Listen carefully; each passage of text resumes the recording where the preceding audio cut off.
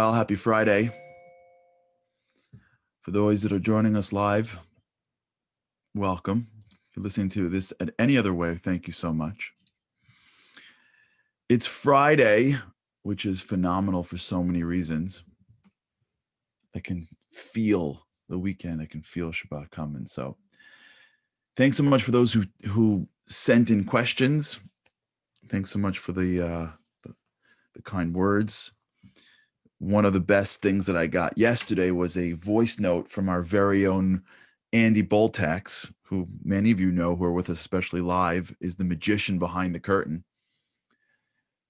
He emailed me, he left me a note saying yesterday, for those who were listening to yesterday's show, we spoke about social contracts and planning for the future. He texted me and said that in the morning, he had planned for himself to give a donation to a charity that he hated if he would not get up half an hour earlier, or the time he wanted to get up. Usually he snoozes the extra half hour. I'm sure he's getting up super early anyways. This is the example of great and greater. He woke up this morning and the thought that he was going to give that dollar to that organization got him out of bed. That's it. It's worth it. I'm ready to just shut down. This is a 1-minute show. Well, let's close it a day. Let's close it for the day. Let's go straight to the weekend. It works.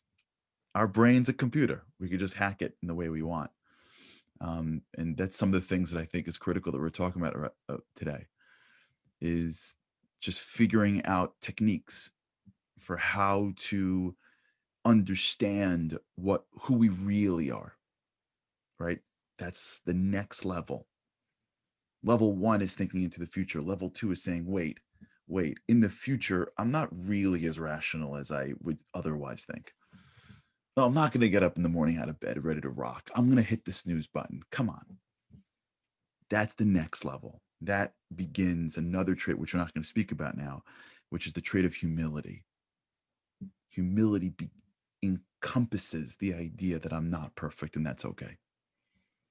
Once I accept the fact that I'm not perfect, I can start to work on my imperfections. And when I think about me in the future, it's easy to think that I'm much greater than I am in the future. But once I appreciate the challenges that even I have in the future, I can start to get around it.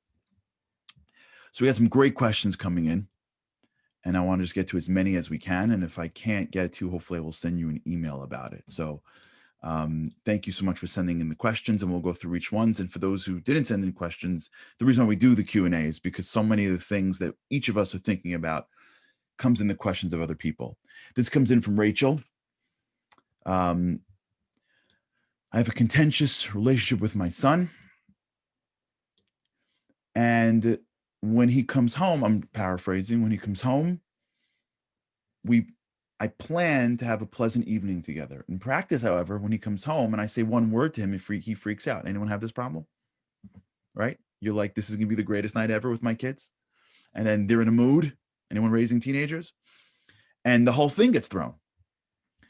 This is probably because he's already views me as someone who is gives him demands in his life to do his chores, shower, clean up, right? Being a parent, right?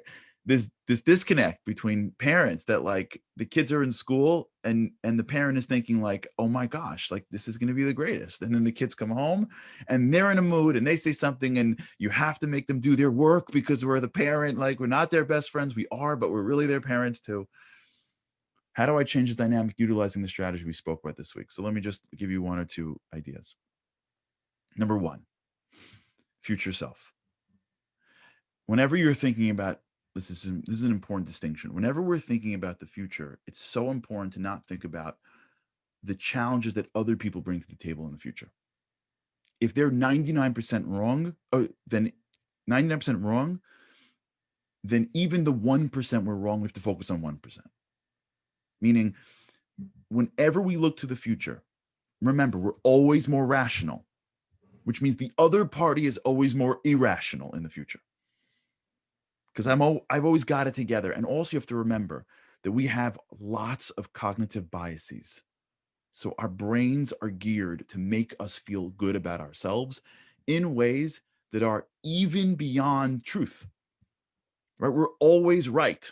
Look at America today and go to, I mean, or don't do this, but, you know, listen in your mind to an argument on both sides of the aisle. They're both 1,000,000% right. And the other person isn't just wrong, but they're evil and terrible, and the world will collapse if they're right. It's a bias. It's a bias that we have that makes us feel better about ourselves. It's another one of our survival techniques. We can't constantly be down on ourselves. Some people have this. So it's confirmation bias. And other levels of biases. If one day maybe we'll do on a show of the amount of cognitive biases, I think the list is like hundreds. So when you're planning for a child to come home in specific, think about not the first giving, right? Not the first step into the relationship, dinner or how are you? Think about the reaction towards the first bit of negativity. Hi, how was your day? Terrible. Can you do your homework? You're the worst, mom. You always get in my life. I'll do it. Whatever, when that first negativity comes back to us, that's the moment where we plan. And that's where we use the technique. How do I react to that?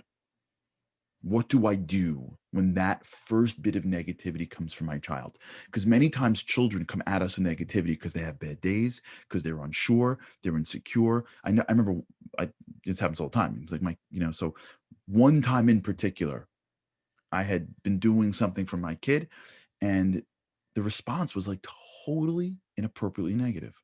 And of course, I responded back with negativity.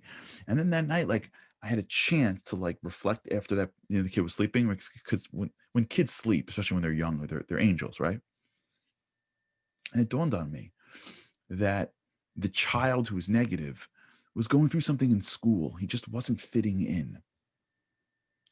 And it was almost definitely because he couldn't release the frustration in school. Even kids who we don't think get it more than we think they get it. And if they can't get it and articulate it, they feel it. Happens in work all the time. You come to work and someone snaps at you, 99% of the time it's not you. You get on a bus, you get on a train, or you go through life. Most of the time when people are responding with negativity to your positivity, it's nothing to do with you. They just are expressing something that's inside their heads. Kids have it all the time. They bottle up stuff. Being a kid is difficult. We forget, for us adults, how hard it is to get thrown into a fishbowl of people your age and having to survive and figure out life and go through hormonal changes and try to be accepted and try to be successful. It's complicated. And they're little. Even if they're 19, they're little. So when they come at us with negativity, a lot of that negativity is not about us. The first question is, how do we respond to that negativity? That's where you plan. That's where you go future self. And that's where you delay the going back in negative, or that's where you create a social contract. And here, let me give you a social contract. Let's assume you like sweets, but you're trying to be healthy. You get to indulge in something specific every night that you've given your kid the reaction of positivity to their negativity. Let's assume that you are busy with work, but you like watching sports or whatever the things are that you're working on in your life. Whatever in things that you'd like to indulge in, if you just take a little bit of that indulgence and you dedicate it to the end of the day when they're sleeping, when you react cool, calm, unfazed to their negativity. So they come out with negativity and we're like, cool, it's okay, honey. Now, what happens with children is that when they come out, and adults and bosses, this is not for parents and children right now. This is advice for every interaction in life. What happens to people is people are conditioned in their relationships. It's called mirror neurons. The real reasons why screens are bad for us, one of the many, is because when you're in front of a human being, there are neurons that are in your mind that trigger, that are mirror neurons, that mirror behavior. It's an incredible gift we have to bring us closer to each other. If you're with someone for a long time, it's amazing. You start to on the nuance, act like them, talk like them. You'll find yourself say expressions like them. So when you're with somebody, a boss, an employee, a child, a spouse, and they come at you with either expressive negativity, passive aggressiveness, the negativity, and you're planning for it, you know it's coming because you've been around the block once. You know that they're going to get defensive. You know that they're coming in negative, and you are going to go above and beyond. Remember, you're going to delay negativity, and you're going to respond back at the very least with a positive or a calm or a non-insulted response. What you're doing is you are conditioning the relationship to diffuse negativity. It's not even conscious. They won't even realize it. You keep at it, at some point, the negativity on their side will be conditioned to the limit because it's a mirror neuron conditioning. They're not going to be like, oh, I'm sorry, remember, stop yelling. They're just going to come into the relationship and they're going to feel like, well, wait, we just don't yell in this relationship. It's not how we talk. It's not how I act. And they're going to gain some level of composure. So the key here is you're delaying your negativity and you're increasing your social contract, not when you see somebody, but you're already planning for a negative response. And it's how you relate in round 2. Hope that helps. I got another email here from Selena about kids helping chores. They're in the middle of doing it, and then you do it. They complain, so you do it for somebody. That happens a lot of times also in terms of businesses, right? You have an employee, you give them work, they don't really do it well, you do it yourself. You're a parent, you give your kids chores, they don't do it themselves. And it doesn't work, right? Because you shouldn't be doing it, and they shouldn't be not doing it. So here's a technique. You do it with them, right? If someone gives you work that's not good, you don't just say, fine, I'll do it. You say, you know what, let's do it together. If a kid's doing the chores and it ain't working because they're not doing a good job, they're just fetching through it, you don't do it for them, you do it with them. And by doing something with them, especially if you're positive, not like, fine, I'll do it with you, this is annoying, thanks for being incompetent. It's, let's do this together. You're showing them how to do it right, but more importantly, you're showing them that it's not beneath you and they're not getting away with it. This happens a lot of times, especially with employees. Employees think that if they don't do a good enough job and they give it to their boss and their boss does it for them, it conditions the behavior of, I don't know this answer, let me just give it to them. Kids know how to get out of chores. This is what they do for a living. One of kids' jobs, if you look at like the job description of being a child, one of it is, how do I get out of stuff I don't want to do? Because they live in a box, right? For a child, their whole life is forced. They have to go to school. They have to do the work that the person in front of the class assigned for them. They have to listen to their parent. They have to do everything. They're kids. So what they do for a living is survive that. And they learn how to get around stuff. They learn how to like navigate around a world that forces them to do things. So if they could fetch and complain and then shirk the responsibility, of course they're going to do that. So if we do it with them, then they'll do it differently. I had this for my house. We have after Shabbat at my house, we divide and conquer our house. So everybody cleans up. Everybody. My youngest, they're not that helpful, but we all clean up. And there was a point where some of my kids were just complaining about it. So I'm like, you know what? I'll do it myself. And that's what I did for like a few weeks. I just cleaned the whole house myself, me and my wife, the whole thing. And it just didn't work. Like my kids felt bad and then they wanted to and they didn't want to. And like the whole thing was just negative. So I'm like, you know what? Forget it. You're doing it. We're all doing it. We're going to do everything together. So when we went into the room where some of my children were cleaning up, we jumped in and cleaned with them. And at some point they realized that like, why we don't got to do that. I'll clean up myself.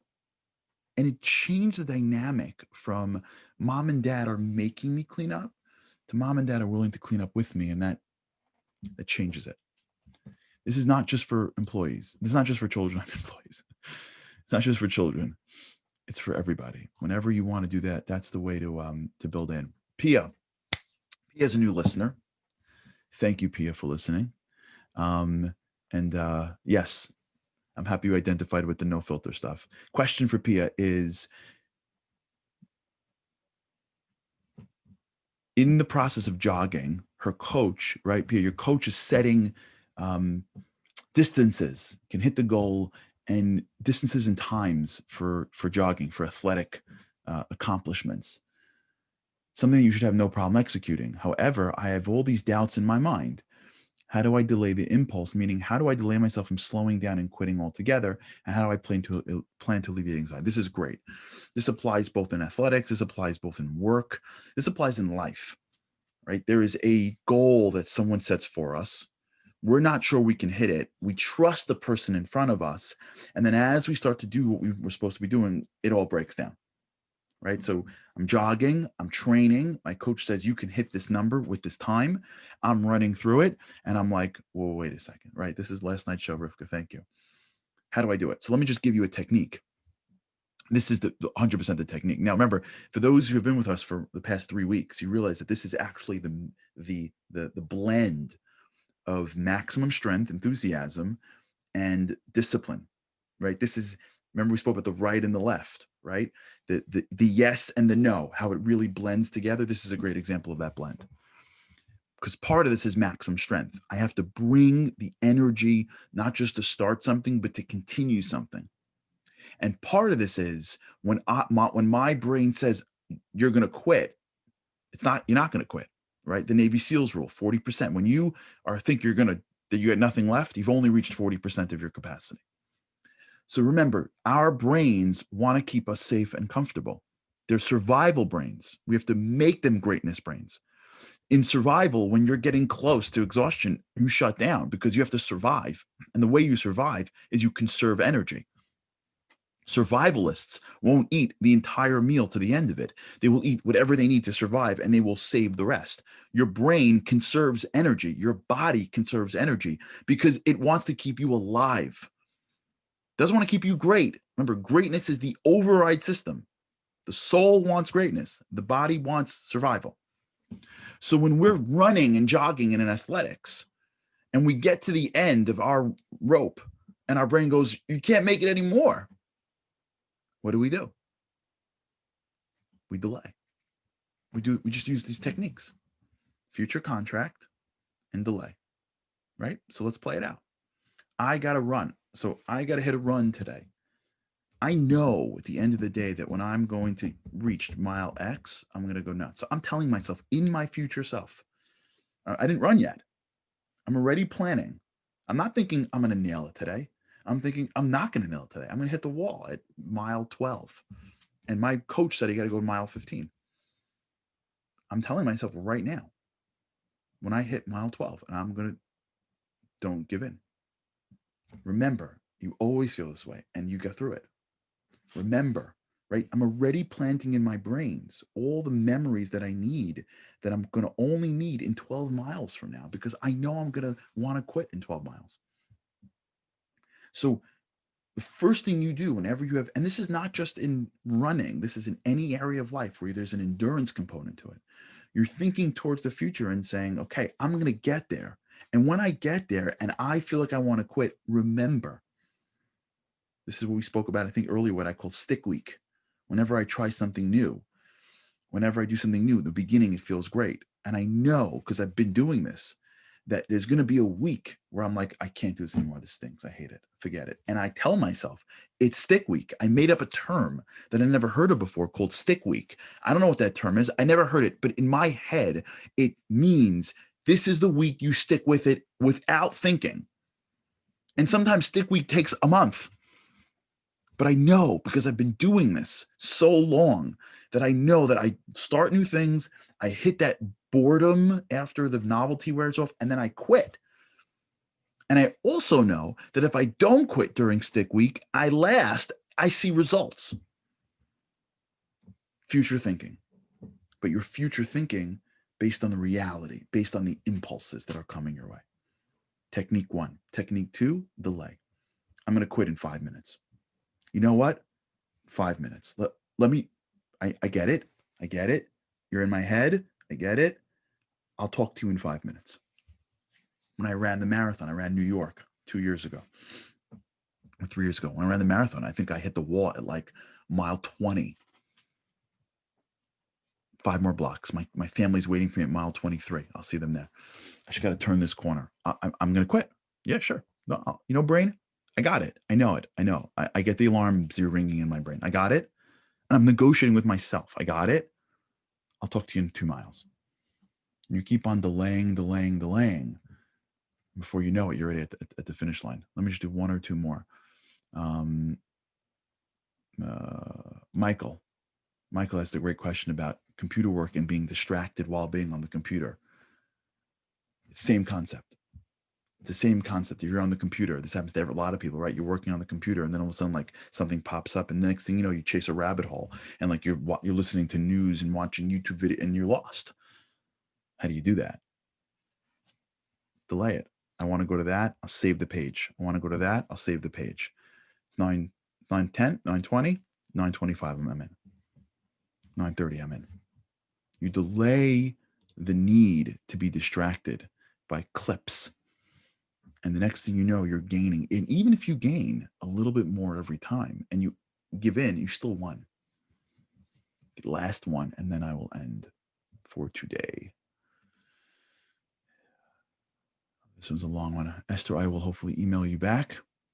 All right, it's ready 9:20. Let's pick it up next week. We're going to continue what we're talking about and just try to close out next week. Actually, one of the great things we're going to hopefully circulate. One of our listeners sent in a write-up of the 5 levels. Oh, Liran, Shabbat Shalom, nice to see you. And thanks everybody for being with us the whole week. Deb, Rivka, Michael, Liran, and everyone else who's on with us live and everywhere else. We appreciate it. Next week we're going to continue this, and hopefully we're going to circulate the 5 levels. We had one of our guests sent in a write-up. Andy took in. We're going to send it around to everybody. And then we'll just continue pushing on this area of discipline. We'll finalize it, and we'll move hopefully to our next trait. Until then, thank you so much for an incredible week, for being here together. Have a great weekend. Good Shabbos, Shabbat Shalom. Wherever you are, remember this is another great week to introspect, to be bigger, to think greater. And we should really realize just a little bit more every single day over the course of life. Compounding interest changes us. Have a great weekend. With God's help, can't wait to see you again next week.